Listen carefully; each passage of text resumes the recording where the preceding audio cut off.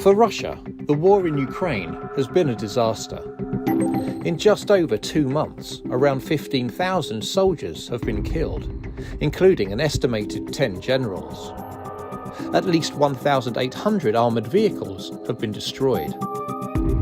And the attempt to take over the capital, Kyiv, was a chaotic failure, resulting in a humiliating retreat. So what's wrong with the Russian army?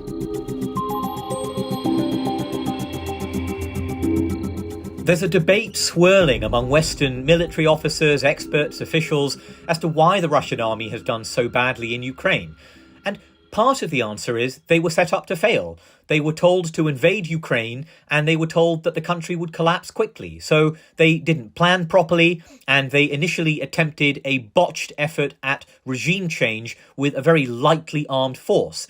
But then what we saw when the Russian army did invade in large numbers was a campaign that was not only planned very badly, but also executed very badly. We saw tactical errors, we saw low morale, we saw a Russian air force that was nearly absent from the campaign.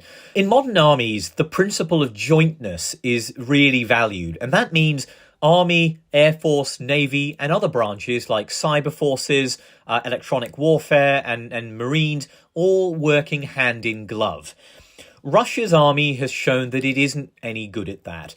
Russian troops out there in the field facing Ukrainians are not getting the kind of air support that an American ground force or a British ground force would enjoy from the air. One factor that we have to bear in mind is that Russia's army does not have a layer of what in Western armies we call non-commissioned officers, or NCOs. This is a layer of men or women who are senior enlisted personnel. They're not officers, but they are sort of enlisted men who have been in the force for many years and supervise, train and discipline the privates, the people under them.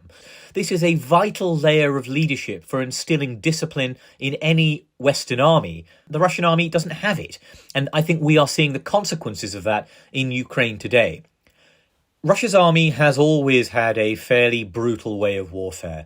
We saw this in Afghanistan in the 1980s, in Chechnya in the 1990s and early 2000s, and of course in their intervention in support of Bashar al-Assad, Syria's dictator, from 2015. And we have now seen it again in evidence of war crimes in places like Bucha, a suburb of Kiev, and other parts of Ukraine. There are probably two reasons for brutality. One of them is that it can be instrumental. It can be a way of terrorizing the civilian population to make it easier to control them, to subdue any kind of resistance or revolt. The other fact, of course, is that this is a undisciplined army.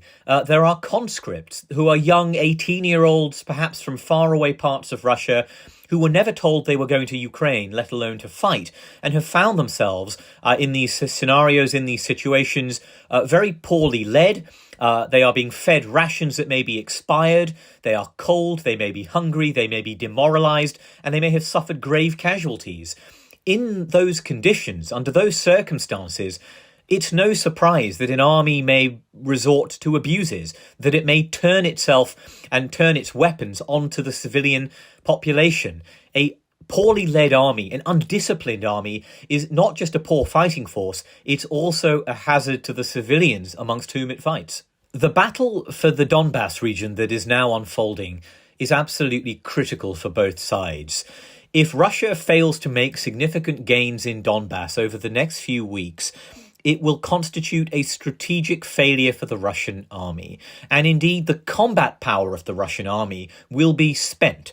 It will have suffered too many casualties, too much attrition to mount another attack on Kiev or other cities. And I think Vladimir Putin will then be facing a difficult and unpalatable and indeed a dangerous choice between backing down and giving up on Ukraine or conducting a national mobilization of manpower and equipment and resources and escalating in the country. So that is what makes this next few weeks so vital for Ukraine, for Russia, and for the West. Thank you for watching. For all our coverage on the war in Ukraine, please click on the link and don't forget to subscribe.